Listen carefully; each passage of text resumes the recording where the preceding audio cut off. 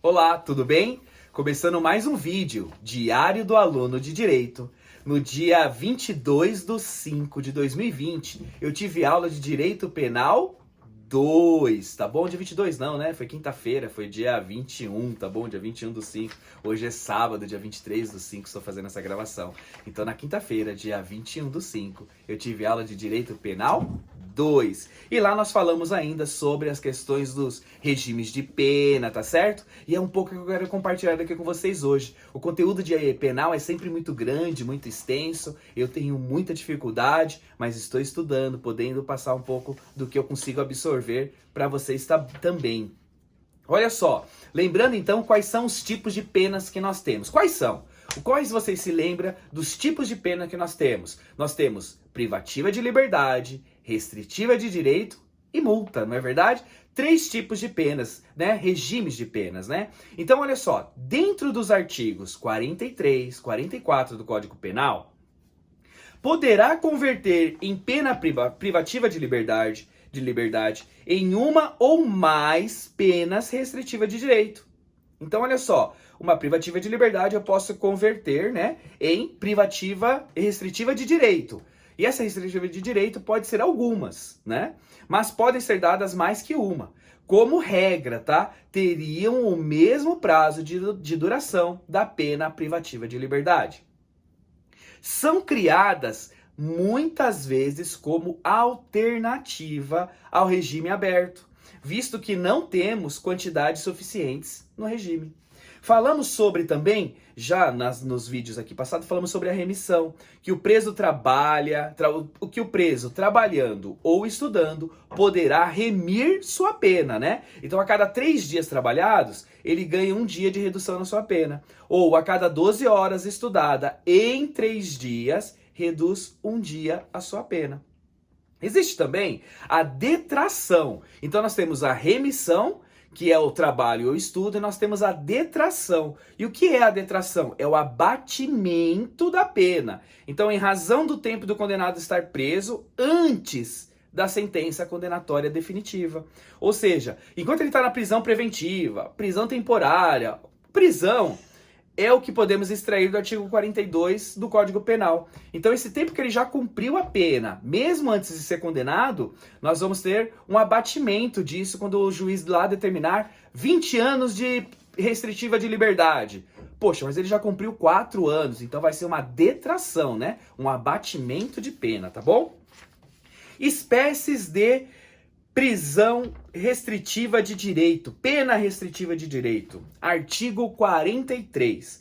As penas restritivas de direito são prestação pecuniária, perda de bens e valores, limitação de fim de semana, prestação de serviço à comunidade ou entidades públicas, interdição temporária de direitos. Olha só, então nós temos 5 modelos, 5 espécies, né, de pena restritiva de direitos, tá? Quando a gente fala da primeira, então, pena restritiva de direito, prestação pecuniária. O que seria isso? É o pagamento em dinheiro à vítima. Então, esse pagamento, todas as vezes que nós falarmos prestação pecuniária, significa pagamento em dinheiro à vítima ou seus dependentes. Tá certo? Ou entidade pública ou privada, enfim, vai ter uma destinação desse tipo. De importância fixada pelo juiz, não inferior a um salário mínimo e nem superior a 360 salários mínimos. 2. Perda de bens e valores. Ressalvada a legislação especial a favor do fundo penitenciário. Nós vamos chamar isso muito conhecido como confisco-pena. Gera muita confusão com outros tipos de confisco que temos lá no Código Civil. Mas esse aqui é o confisco-pena, que vai justamente de encontro ao que supostamente, mais interessa a criminalidade econômica. Dinheiro, patrimônio, bens. Olha só isso, né? Então, nós vamos agora para a terceira. Limitação do fim de semana. Limitação do fim de semana. A limitação do fim de semana consiste na obrigação de permanecer aos sábados e domingos, fim de semana, por 5 horas diárias, tá? Cabendo ao juiz, então, determinar o dia e horário do comparecimento do rei educando. Durante a permanência, poderão ser ministrados no condenado cursos e palestras ou atribuídas ainda a atividades educativas. Importante sempre observar o artigo 48 do Código Penal e também o artigo 152 da LEP, tá bom? 4. Prestação de serviço à comunidade ou a entidades públicas. A prestação de serviços à comunidade ou entidades públicas é aplicável às condenações superiores a 6 meses de privação de liberdade. Então nós vamos ver agora, quando a gente ouve, né, estão prestando atividades, serviços à comunidade, entidades públicas, né, muitas vezes nós vemos no fórum, né, as pessoas prestando serviço nas varas, significa que ele teve uma condenação superior a 6 meses de privação de liberdade, tá? Será ligado à característica e esse trabalho, né, esse serviço prestado, vai estar ligado muito à aptidão do condenado, tá? O objetivo é sempre reeducar, tá bom? É sempre reeducar. 5, nosso quinto, interdição temporária de direitos. Então aqui nós podemos fazer proibição no exercício do cargo, função ou atividade pública, proibição no exercício da sua profissão, suspensão de autorização ou de habilitação de você dirigir, proibição de frequentar determinados lugares. Nós vemos aí, por exemplo, em estádios de futebol, as pessoas não podem mais ir para estádio de futebol por um determinado período de tempo, proibição de se inscrever-se em concursos públicos, olha só, tá bom? E algumas outras coisas também. E aí, essas são as espécies da pena restritiva de direito. E agora, quando nós falamos, então, em sistema de progressão de pena, alterado aí pelo projeto anticrime que agora surgiu, né? Foi alterado agora, recentemente, foi alterado a progressão de pena. E olha só como é que ficou. A progressão tem o objetivo de reeducação do condenado, ao fornecer em etapas parcelas maior de liberdade e reinserção social. Então, aqui o objetivo é sempre na reeducação, claro, sempre, tá bom? Com a reforma da lei, olha só a lei que reformou agora a progressão de pena. Lei 13.964 de 2019, recente, né? Hoje é mês 5 de 2020. Então, os prazos de progressão foram modificados. E aí, os prazos foram modificados para melhor ou para pior? Foram modificados para pior, mas só vale então as pessoas para entrarem nessa progressão de pena, só vale para as pessoas que tiveram atos, né, infracionais, atos antijurídico a partir da data que a lei já tinha sido promulgada, tá? Significa que ela é uma ultrativa, né? Nós estamos na ultratividade, tá bom? Então, atualmente os prazos passaram a ser por percentuais, vários. Nós vamos falar aqui. Antes eram apenas 3, agora são vários patamares de pena para se pensar numa progressão. Então, olha só, requisitos para progressão do regime fechado ao semiaberto.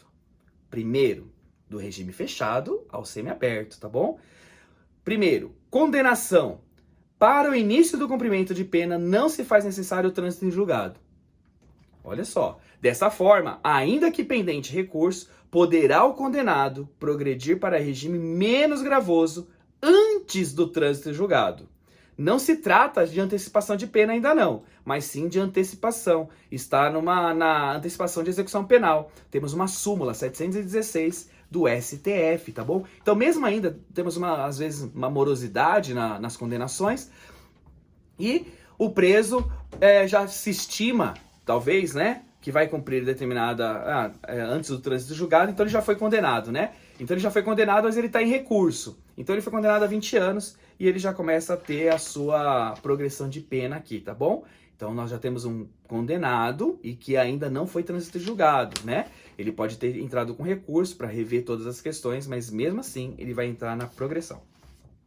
Cumprimento parcial da pena. Atualmente o cumprimento parcial da pena se dá por percentagens variáveis de 16% a 70%. Então, o cumprimento parcial da pena aqui, nós estamos no regime fechado para o semiaberto. Nós estamos falando agora que vai variar entre 16% e 70% da sua pena. Você tem que cumprir entre 16% e 70% para sair do fechado e ir para o semiaberto, tá bom?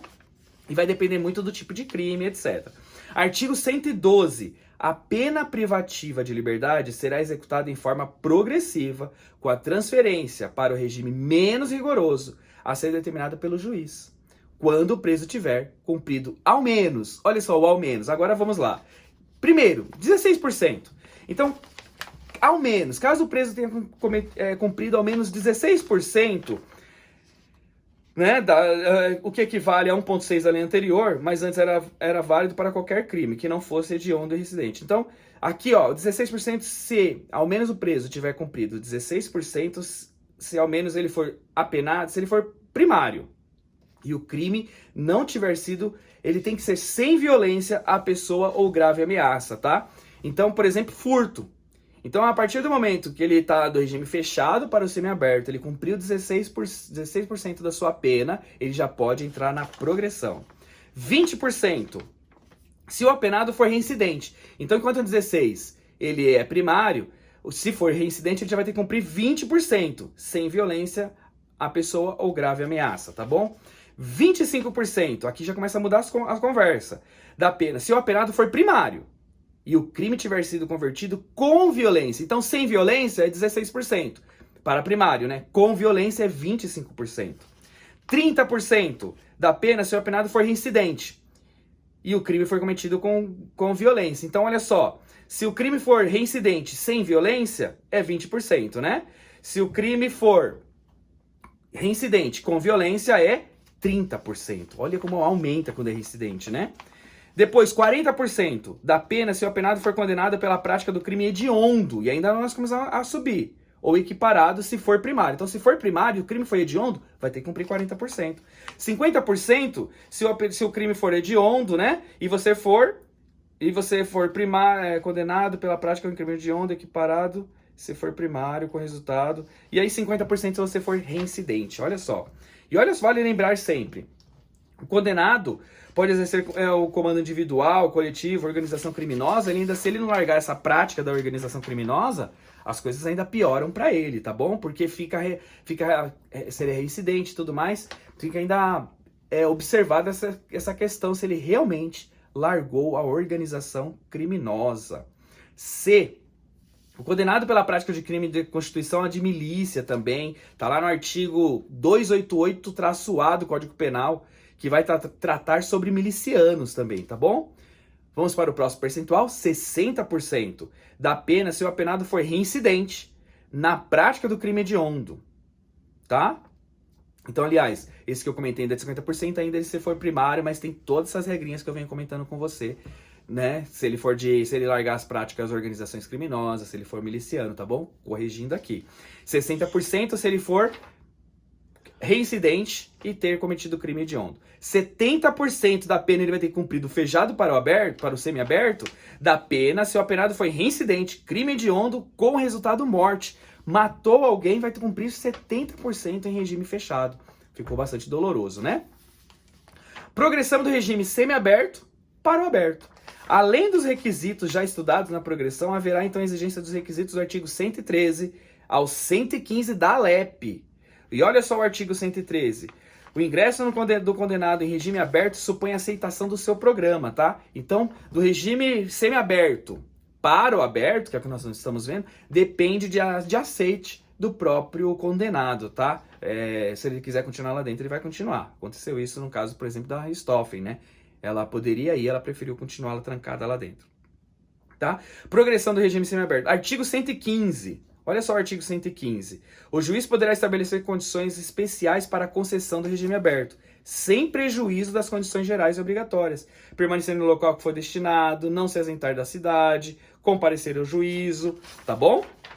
E aí, nós começamos a entrar em reta final, olha só. Poderá haver controle ainda de tornozeleira eletrônica, tá bom? Interpretação da súmula 56 para a falta de vagas no sistema. Então, se houver falta de vagas no sistema, pode existir uma progressão aí, né? A progressão para o regime aberto deve ser feita ao preso que estiver mais próximo do concedido.